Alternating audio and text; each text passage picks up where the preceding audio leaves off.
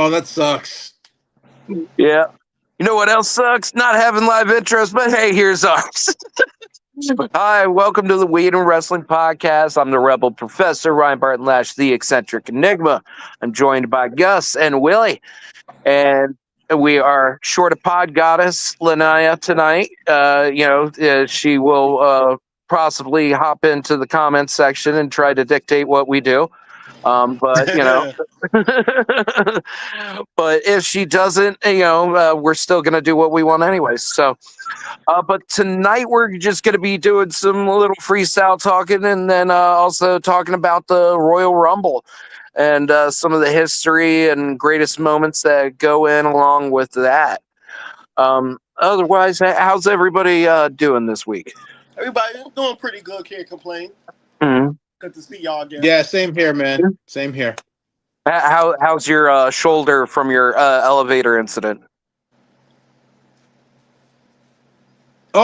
Me. Yeah, no. So for those of you who don't know, I was assaulted by an elevator door.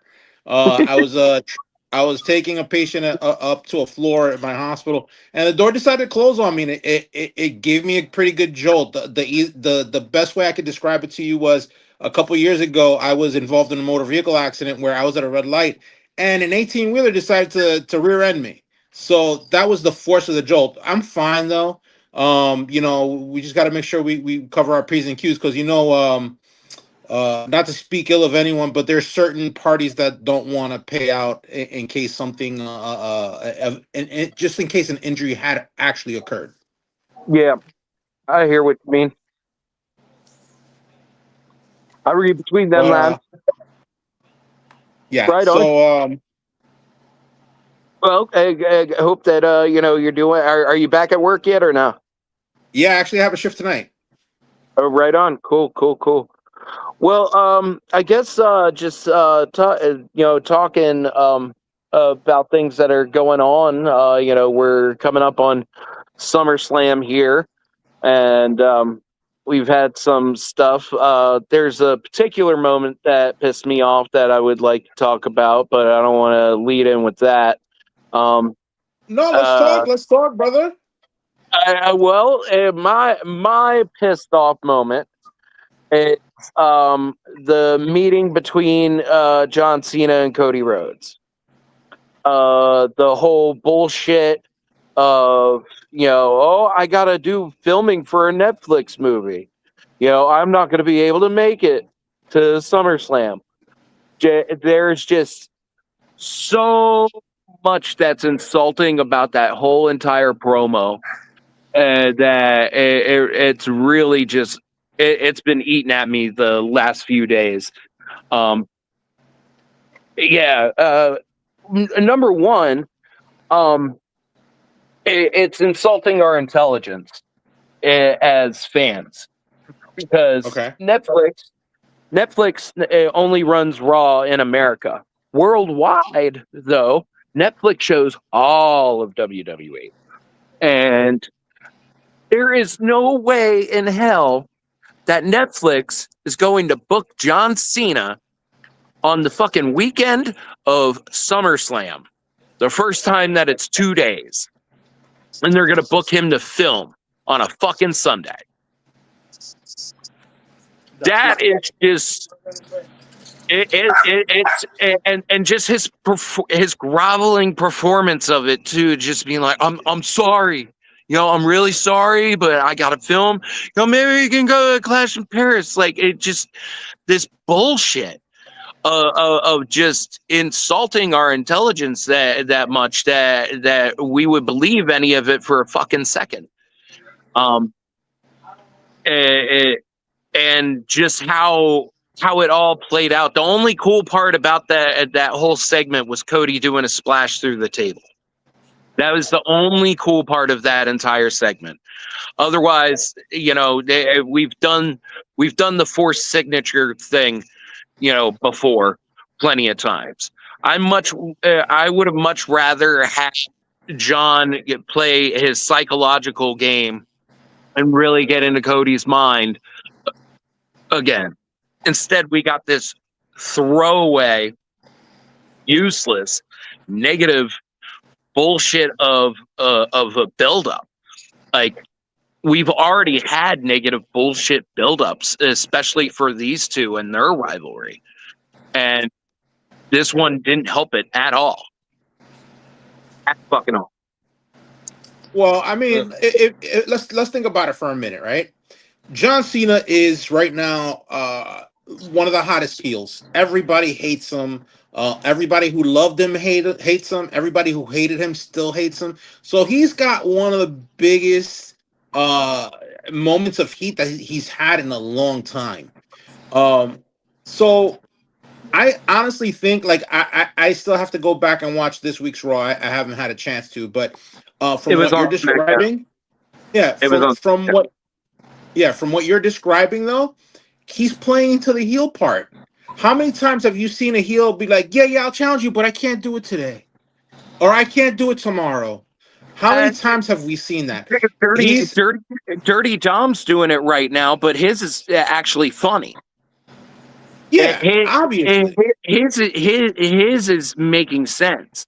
This was just a throwaway segment to insult our intelligence. Yeah, at no point in time could you figure, yeah, oh, of course Netflix is going to book John Cena to film on SummerSlam weekend. Yeah, that totally makes sense. Yeah. It just furiously, it pisses me off. Yeah, I just wanted to say, Foster, I wanted to say we lost a beloved actor yesterday, Theo, also known as Michael Jamal Warner. So I just wanted to say rest in peace to him. Yeah. And condolences to his family. Just real tragic of what happened. As I think about SummerSlam, I was reading something the other day. They said something that Cody Rhodes is going to win. That's a part of the storyline. And the loophole is that Cena's going to get the title back, because if you looked at SmackDown, supposedly Cody Rhodes took John Cena's hand and signed the contract. So they said that contract is definitely going to be in void, and he's going to get the title back. But here we go again. I say this every week. Further dumb shit. Further dumb shit. I say this week by week. It's like a roller coaster with Triple H, right? He goes up, keeps on going up, Then the BS happens and he goes down. So I just don't understand, like, what the hell is going on with the bucket, man. Like, we was giving him credit for Evolution, but I just don't understand it, man. It questions me. Was he really behind Evolution? And turn around and do some crap like this? I'm thinking that was more Stephanie's child, because I mean that a show like that, like Evolution, that definitely had that needed a woman's touch. That needed for Triple H to step aside and let her handle that, because that was you could see her hand in it. But like you're saying, this whole thing with Triple H, listen, not every idea a boss is going to have is a great idea. How many times have you been at work when a boss, spits out some, we're going to do this from now on, and it's like the biggest piece of BS that you guys deal with. Like, they're making you do more work for less of a pop. Right. I mean, so right now we got to realize that, bro, Triple H has been one of my favorite guys since, like, his days in DX. All right, like, he's been one of my favorites. But yeah, not every idea the boss has is going to be great. Right. I just if that's going to be the turnout for it, that Cody's just going to get taken from the title again, especially after this terrible lead-in. It just seems like, why are we even doing it? Because none of it is making sense, and none of it just seems feasible. I don't know. It reminds you of, like, Hogan, right? When he was with the NWO. Like every time it was a great up leading match. It's going to be great. Then the next thing you know, it's some bullshit. You know, it happened with Ultimate Warrior, Roddy Piper. Then you fast forward like 30-something years later, 28-something years later, and it's the same bullshit happening again. You know, with Randy Orton, CM Punk. It's just the same crap, man. Like it's the same crap. Like, you know, be original. You know what I'm saying? Just be original. I will say last night was a good example of good build up between Gunther and CM Punk. Right.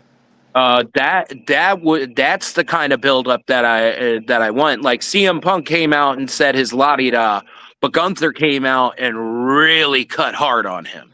Right. And then left.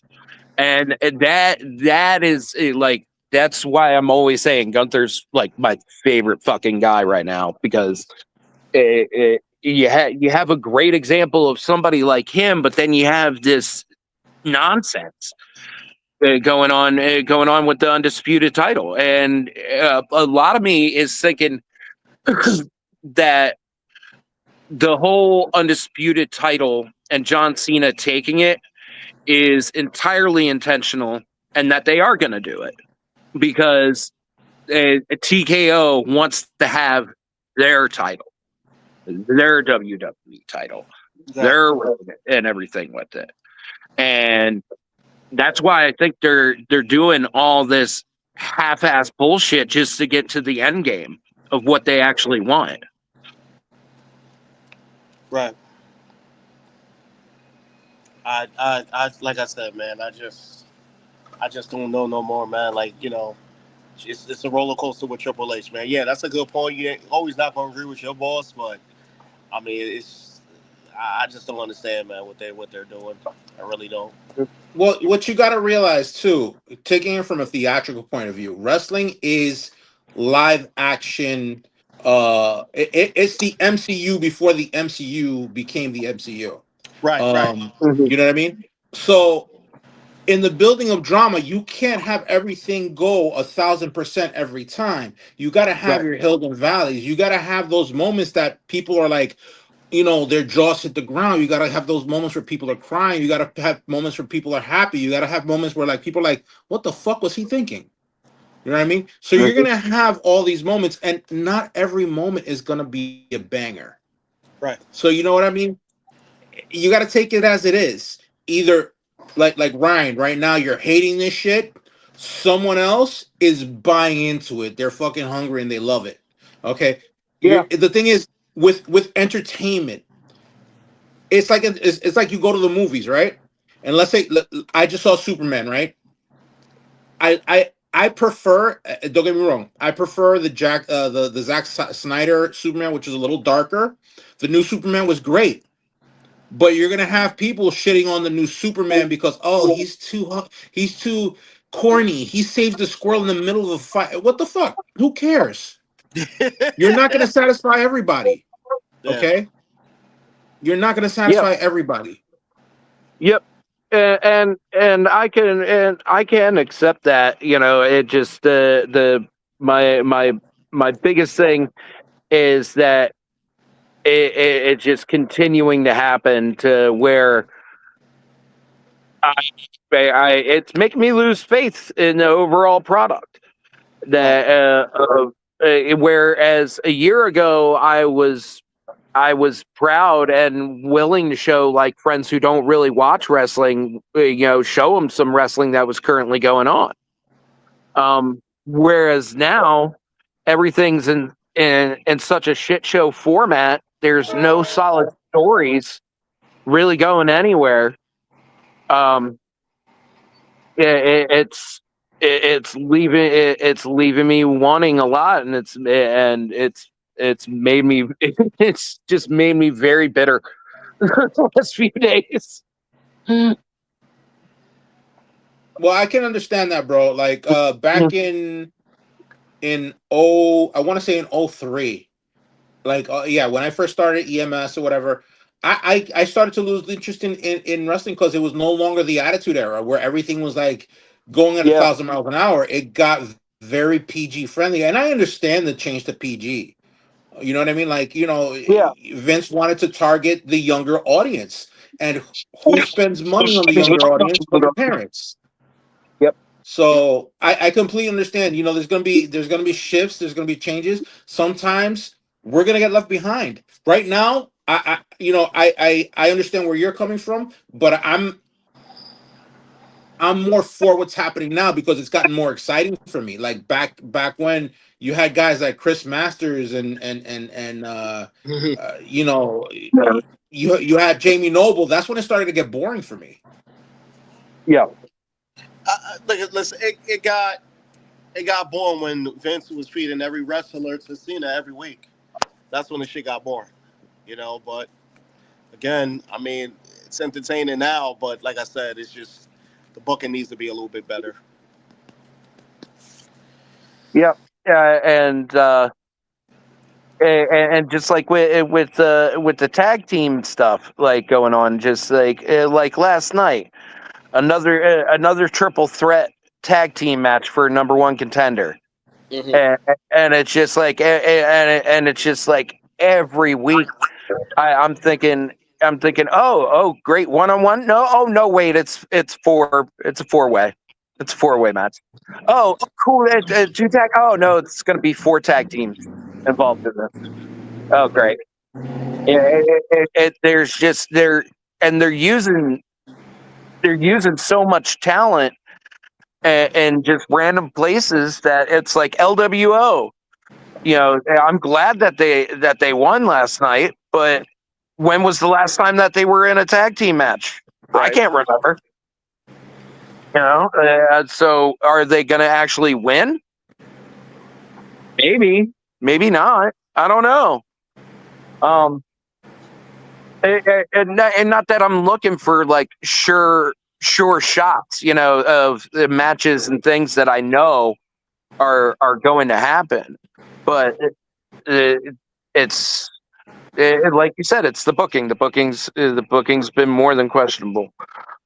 Um, but outside of that, I do hope some good stuff for WrestleMania.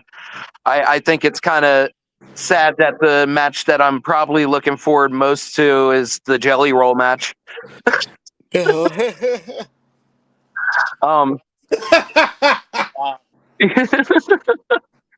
yeah, that seems to be the hot ticket, and I'm kind of like, okay, let's roll with it. Let's see what we can do. Sure. Um, but outside of that, I guess let's start talking a bit about Royal Rumble. All Go right, ahead. Who's sounds going? good. Yeah, yeah. So I'm gonna probably flash over here. So funny face. Wee. Um, All right, so Royal I guess while you're Rumble. looking up you're looking up Royal Rumble stuff, I'm gonna just knock off a couple of things that I saw recently. First off, honorable mention to the one moment that was like spoken about all over the internet when it happened. Like it was one of those holy shit moments between new guys. Uh, it was just one of those moments. It was a literal car wreck in the middle of the ring when Logan Paul and Ricochet flew and cross-bodied each other. It was a moment heard around the world. People were talking all over the internet about it. It was one of those moments that you can't recreate. These guys are at the top of their game. They are as much as you want to hate on Logan Paul for just being signed because he's popular on the internet. They're both amazing athletes, and they have the agility, the speed, the stamina, the endurance to pull off a move like that. Where as simple as it was, I don't know too many people that could you know take to the ropes the way they did. Oh, Right. So absolutely. that's my honorable mention. One of my favorite moments. Yeah, one of my favorite moments looking back though. Anybody who is a fan of Mick Foley and who isn't, um, There was one year, Okay. the thing that I love about the Royal Rumble, and I'm sure you guys love too, is their format where now it's every minute, but back in the day it was every 2 minutes. A new wrestler would come in and join the foray and have their moment. Mick Foley had 3 moments in 1998, and he came in as Cactus Jack, Dude Love, and Mankind. And even though we got the same wrestler 3 times, it was 3 different characters, and I could appreciate him for it. Anybody who was a fan of the characters, they had their time to cheer, boo. Everybody lost their mind. Come on now. I don't think there's any other wrestler that's had 3 entrances in a single Rumble. Right. Yeah, I don't think so. That was a good call out. That was a great call out. Yeah. Another cool moment. I actually just saw this one online. In 2000, who wasn't a fan of Too Cool? Who wasn't a fan of Rikishi? They were obviously, you know, the lighter side of wrestling, so to speak. They were there for the kids. They were there for fun, and they just broke out and danced in the middle of the Rumble. No one else was around. The lights went out, and they did their thing. And then, of course, Rikishi just eliminated Too Cool, and there's like, sorry guys, back to business. Yeah, I was just reading about the very Something that first I Royal never thought Rumble. I would see. Oh, okay. So something I never thought I would see, because the guy that I'm going to talk about right now, he was a company guy for the company that started after WCW went out of business. For all of you guys, one of the first big promotions that came out was TNA, which was what I forgot what their name was originally. But anyway, AJ Styles making his debut. Like, I never thought I would see it. This guy he started TNA. He was the face of TNA. And for him to make his debut, it was just like, it was like seeing Ric Flair come into the WWE back in the 90s. Like, I didn't think that would be possible. I thought he was a WCW guy for life.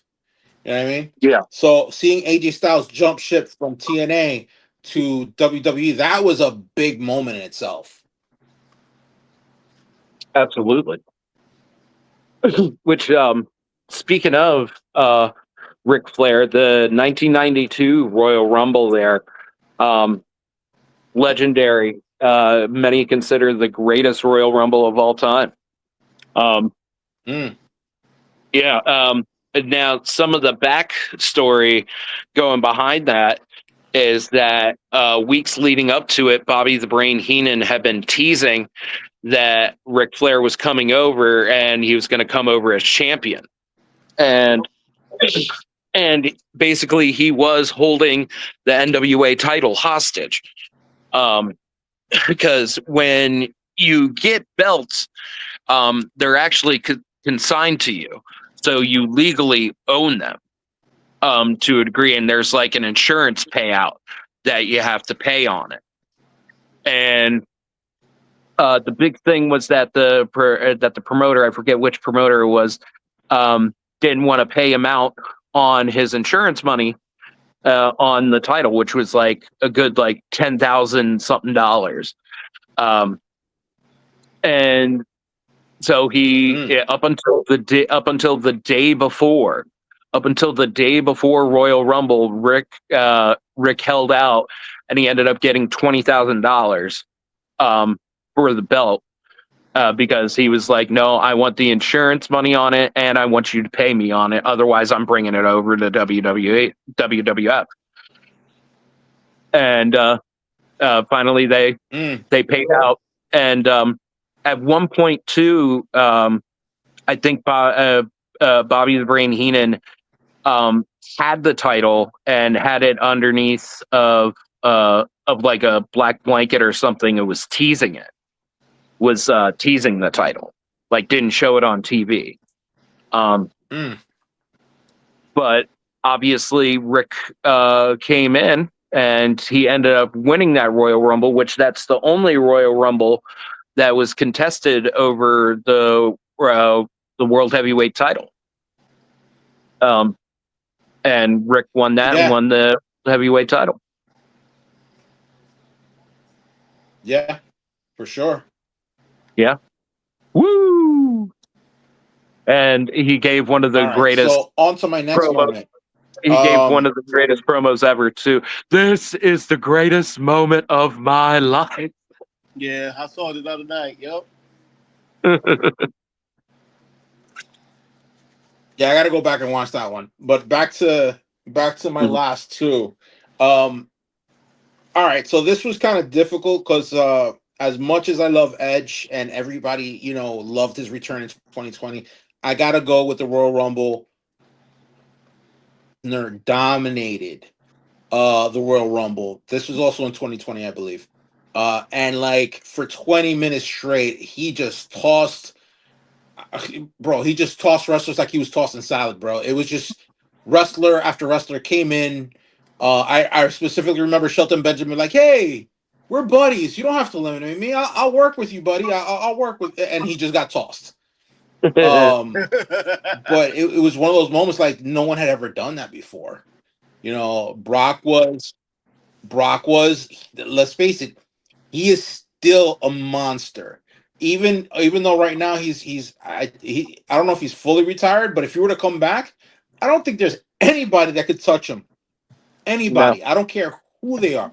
I don't care if it's CM Punk. I don't care if it's I don't think anybody could really touch him in the ring. Yeah. So that was an incredible moment. I don't think anybody has ever done that or has done it since. Yeah. And one other moment, also in the same Rumble, the fact that Brock, went like I don't know how many people he eliminated, but he went I think like 20 minutes before he got eliminated by Drew McIntyre with I think it was a Claymore that sent them over the top rope. You know what I mean? That in itself was an amazing feat because like you didn't think anybody was going to touch Brock. No. Yeah, and he's always been just that. Okay, we're having technical difficulties. Are we? No, I Was I just like delayed? it got really quiet for a moment. Nobody said anything. I thought we all froze. No, not Oh. at all. No, I think I might be on a bit of a delay from you.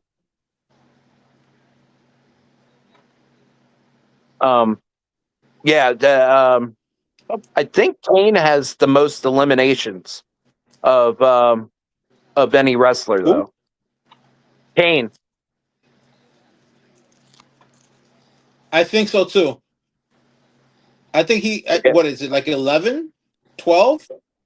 Hold on. How many?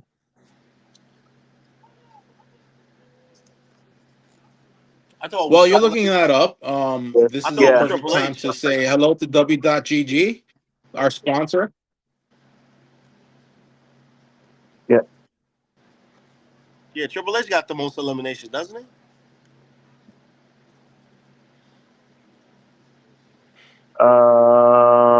Hold on. I'm reading it up now.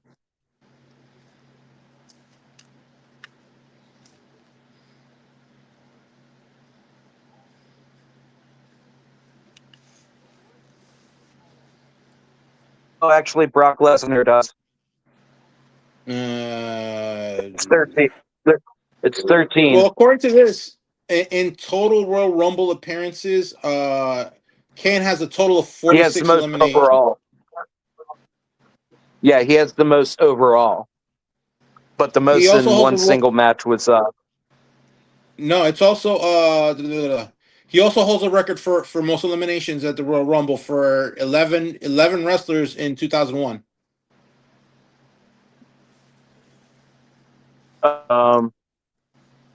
Yeah, so he has 11 eliminations in 2001. Then Roman Reigns is number 3 with 12 eliminations in Royal Rumble 2014. Then it's Braun Strowman at the Greatest Royal Rumble with 13 eliminations, and then Brock with 13 eliminations. So Braun and Brock are tied.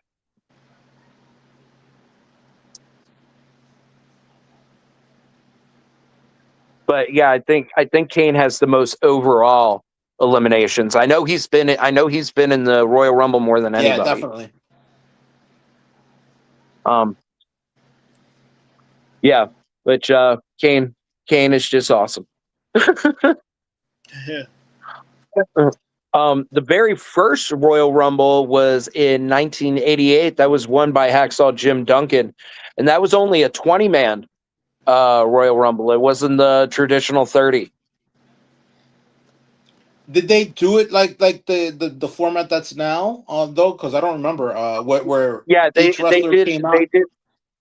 They did that every 2 minutes.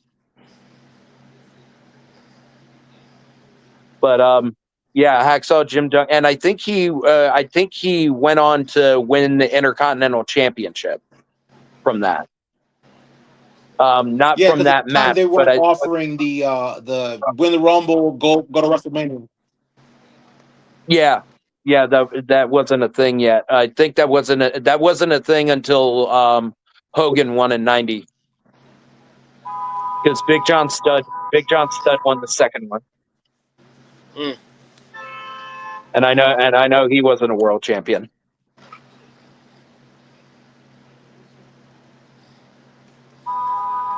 But let me see here.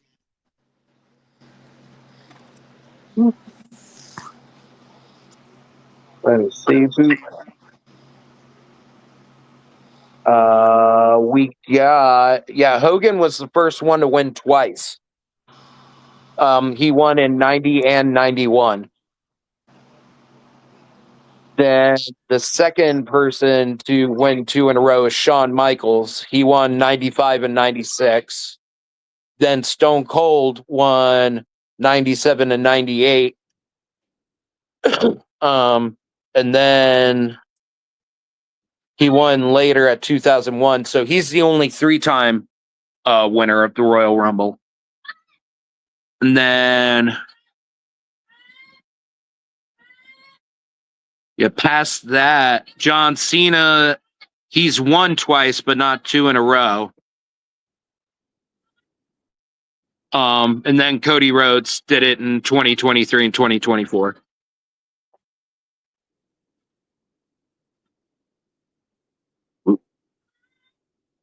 Did we lose Willie? It looks that way. Yeah, I'm here. All right, there he goes. Yeah, somehow you got removed from the stage. Well, yeah. Sorry, I gotta walk outside. My bird is yapping.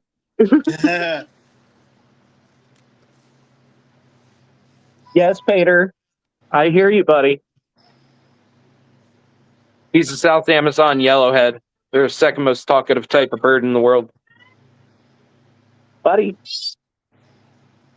I remember when they I remember when WCW had their battle royal, but they had like the World War III. They had 60-man battle royal, 3 rings.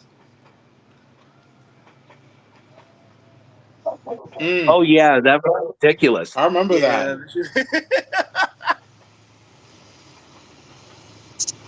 Oh man, that shit was ridiculous, man. I will be right back. All right, so we'll take this moment to shout out our sponsor, W Energy Drink. You can catch them at w.gg. For those of you, I'll just give you. I had a chance to taste their peach flavor. It was very delicious. It was refreshing. It was a very lightly sweet flavor. It wasn't over the top. As some of you already know, I am a type 2 diabetic. So the fact that there is, the sugar isn't that, it claims that it won't affect your sugar levels. Now, I will make a claimer here. I am up until recently started to try to control my sugars. I'm still in the process of it. So right now my sugar is still uncontrolled. So I do get higher readings, and it did have an effect on my sugar, but it wasn't a crazy effect. I went up about 30 points. So once my sugars are a little more controlled, I will go back to try the energy drink again, to see if maybe because my sugars were uncontrolled, I had that effect. But that's our sponsor. So shout out to W Energy Drink.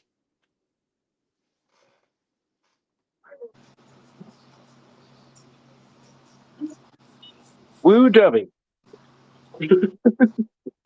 Sorry, I'm having to make my way outside now, so I No don't have the worries. bird yapping. And I have pizza too. That's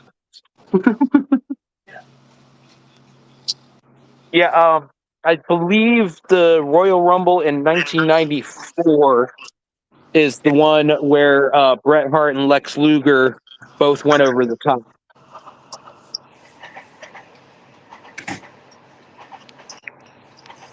And that one Yeah, I was think done so too. intentional. I was just looking at that too.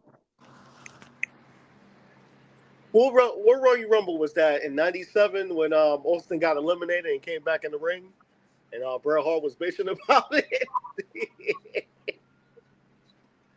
I think so. Yeah, that was '97, man. That was my favorite Royal Rumble, man.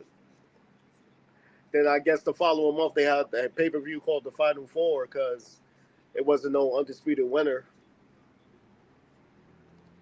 That's right. man. Shit. I, I forgot yeah, all about that. yeah, that was my favorite Royal Rumble. That shit was the funniest. But I remember they used some Royal Rumbles to like help wrestling careers. Remember, Roman wasn't always Roman Reigns. They used to boo the shit out of him. And remember, they tried the Undertaker to get him over. That didn't work. Yep. So I guess you had to use the boss's son, Triple H, and I guess they fought the Royal Rumble for the title. And Triple H, Roman Reigns was giving it all he got. I think he was the first entry in that one for all the way until Triple H came out. The whole crowd was like stunned. Triple H beat the shit out of him. No, Triple H like threw him off the top rope, and that was pretty much it. And he was the world champ. So, sometimes that Royal Rumble could definitely help people's careers. So that's probably those two are my favorite ones, hands down. And I definitely like the first women's Royal Rumble. That was pretty good. Ronda Rousey came out at the end. That was pretty good. Yeah, Very that is a good one. very exciting. Well, if you ask Yeah, me, yeah, I think out of the big Nia four pay Jax. per views, that's the best one, Royal Rumble. Yeah, Uh, it's my favorite. I like even when I wasn't really watching wrestling, like I think the first one, I think the one that Shinsuke Nakamura came back, that was like the first one I had watched in forever. right. Which that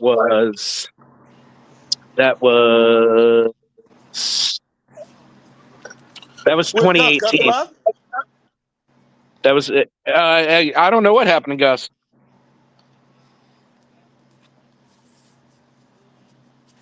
Yeah, keep on. Yeah, I think he might have had some technical issues. Hmm. Um, yeah, the 2018 Royal Rumble when Shinsuke won. Mm-hmm. And then he faced AJ at WrestleMania and lost to AJ, which, oh my God, Shinsuke, like he was riding on high too. That's when he came out with, what's his name on guitar, playing his music and everything. Mm-hmm. He was so over. They really missed it on that one. Um, but that was when it was him and Finn Balor, because that was like my first time seeing Finn Balor, and that's back when he was a babyface and would do Right. the arm thing, which was awesome. I was just like, oh my God, this guy is over as hell, and I missed that Finn Balor. Right. because Finn Balor as a heel now, it's almost like he's almost like Dick Dastardly. You ever watch the cartoon races? Yeah. And Dick Dastardly and his fucking little dog that would fucking that's what fucking Finn Balor reminds me of. He reminds me of Dick Dastardly.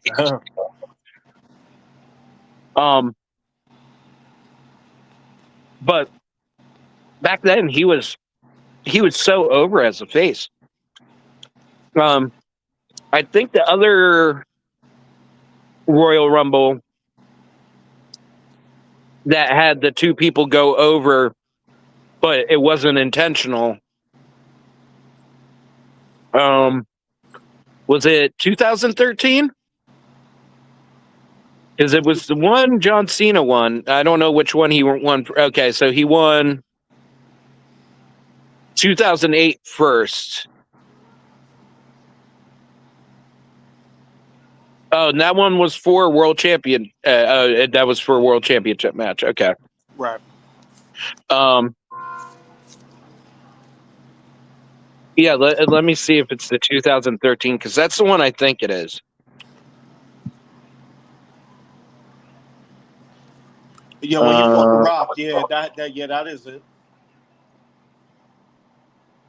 Yep. Yeah, because the main event match. Oh no, no,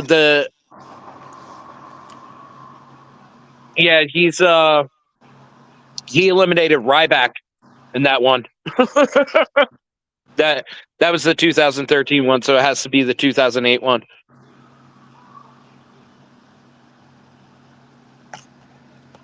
Where Vince tore his quads. Right.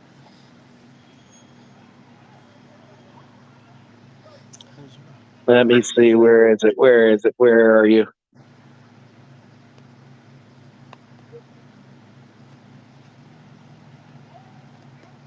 Where is it? Come on.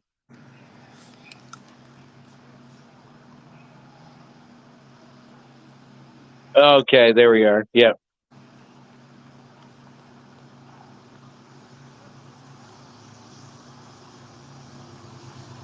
No, that was.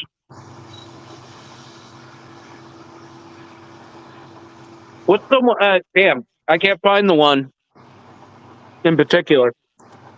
Oh, wait, here's Gus. Hey, Gus. Yo.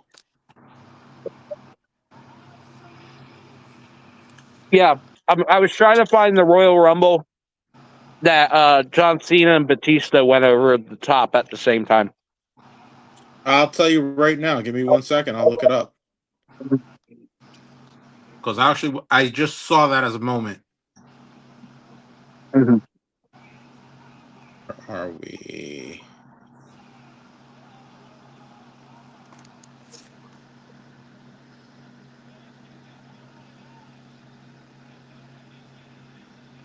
That was. Where are you?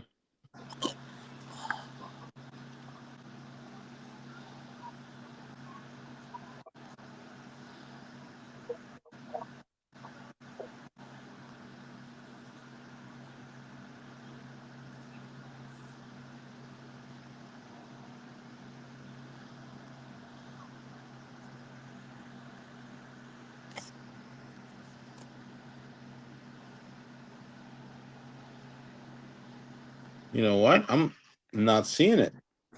But it's sworn I just saw it. I know. I was having a hard time finding it myself. But while we're looking that up, I also want to shout out Maven for eliminating the Undertaker in a holy shit moment. Yeah.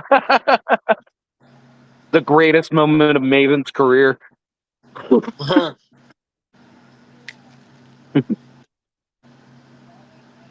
All right, let's look it up this way.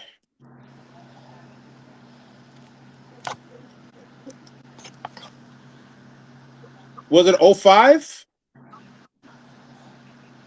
I don't think so.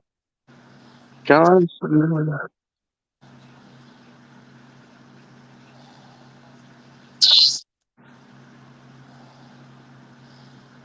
It was the 2005. Yeah, it was 2000. Yeah, 2005.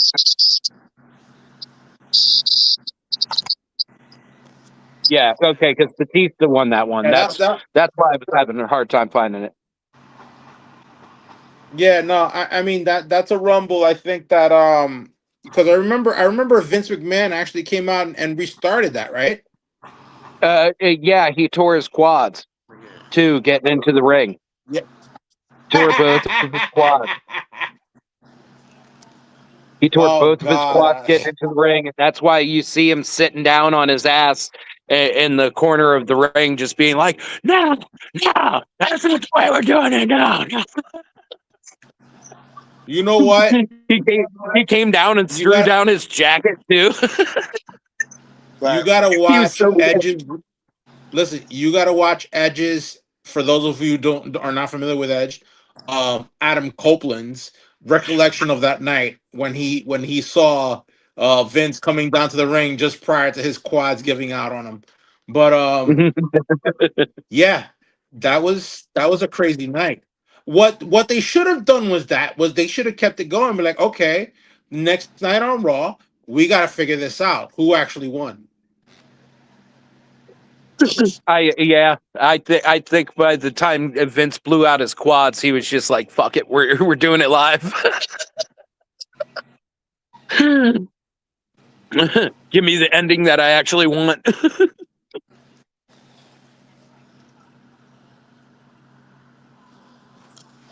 They both did land dead ass at the same time.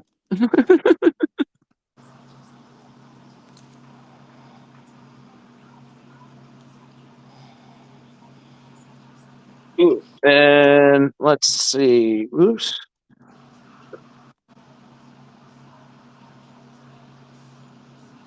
So Randy, has Randy won? Yeah, okay. Randy's won two before as well.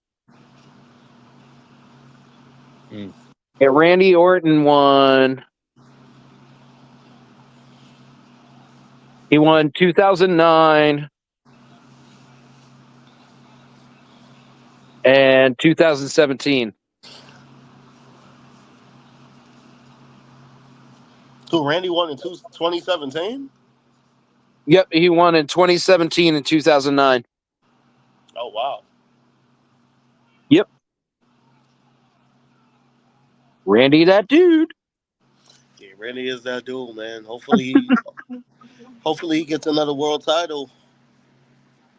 With everything that they've been doing with this, that's part of the reason why I'm so apprehensive with them trying to retire this title. Just like how John said it, it's like, I'm going to retire that title, and then you start at zero, and that he won't get those, he won't get that world title number. But I mean, that's the thing. Some of his reigns had to be the previous version of the world heavyweight title too. Right. So I wouldn't necessarily say that title retires, that his number retires with it. But Yeah.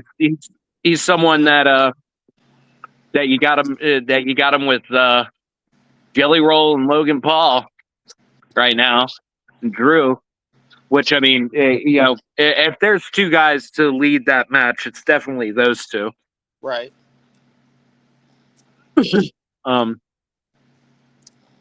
Yeah, but Randy definitely deserves another world title shot.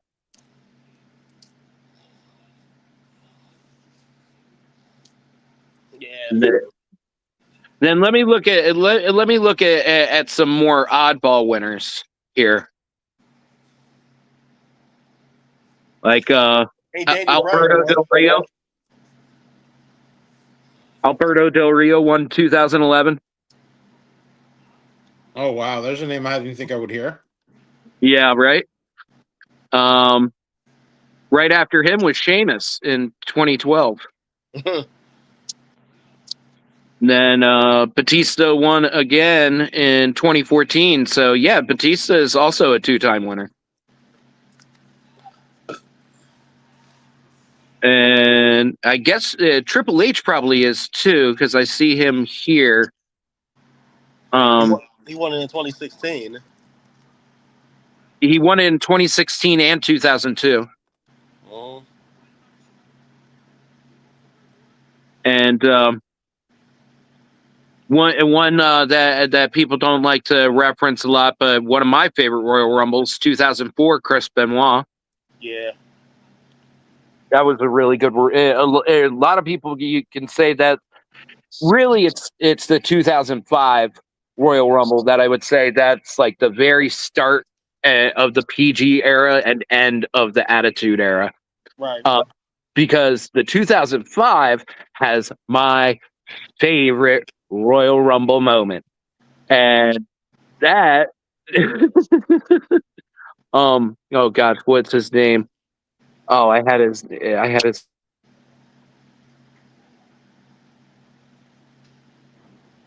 Blasphemy! This is your favorite moment, and you forgot their names.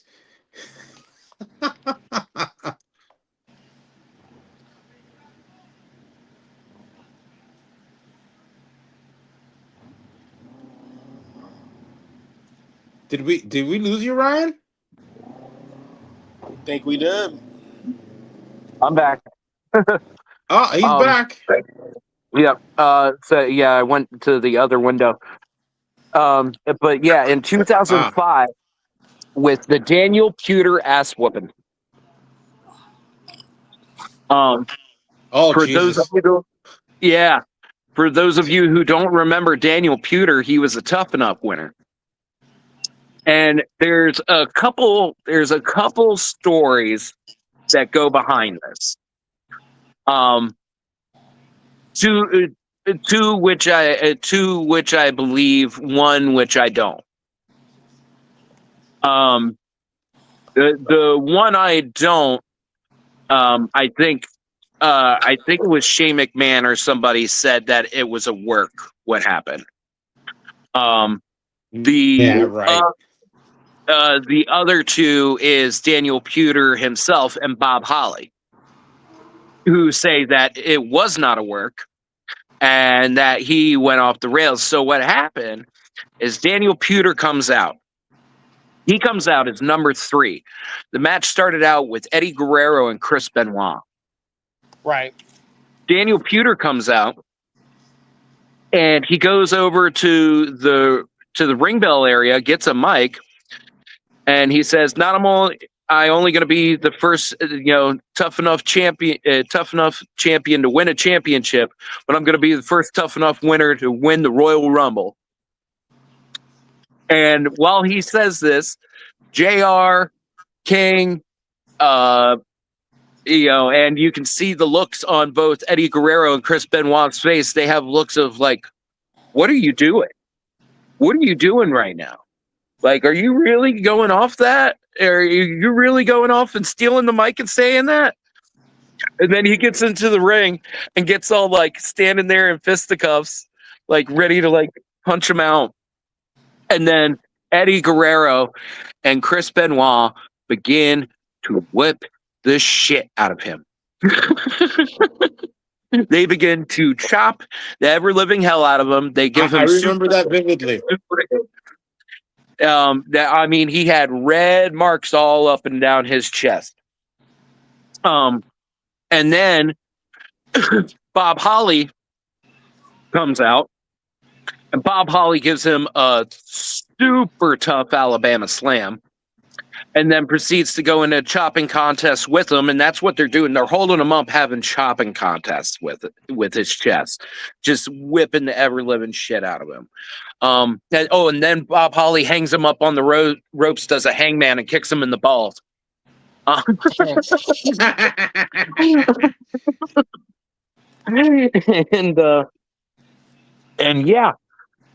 Then he proceeds to get eliminated, and right after that, Bob Holly gets eliminated. Now, Daniel Puder says that it wasn't a work, that he thought that he was just getting a hazing at one point and just kind of went with it. And Bob Holly also says that it wasn't a work, that he was back there backstage, and right when he said that, he was standing there right behind Vince, and Vince said, "Bob, you're going out next. Beat the shit out of him."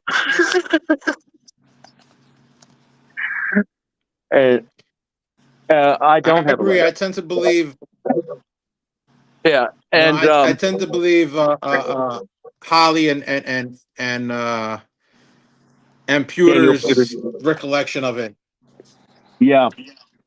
Yeah, dude, you could literally pull Eddie, Chris's, and Holly's fingerprints off of his chest. I remember that shit.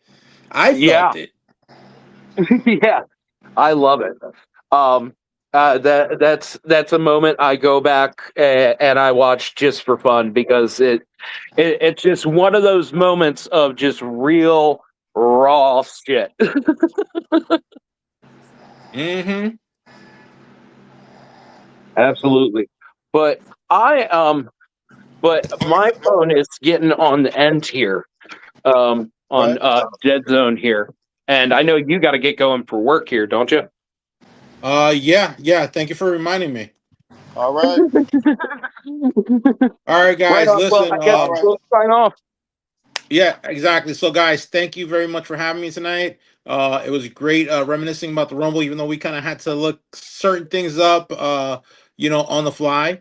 We'll definitely But do a more focused look at the Rumble here in the next couple weeks. Yep. absolutely. Give us a little time to go back and refresh our memories. At the same token, just want to shout out our sponsor again, W.GG. Check them out. If you're looking for an alternative to some of the energy drinks that are out there. Guys, I bid you adieu. Peace, love, and chicken grease. See ya, folks. Have a good one. Like, share, and subscribe.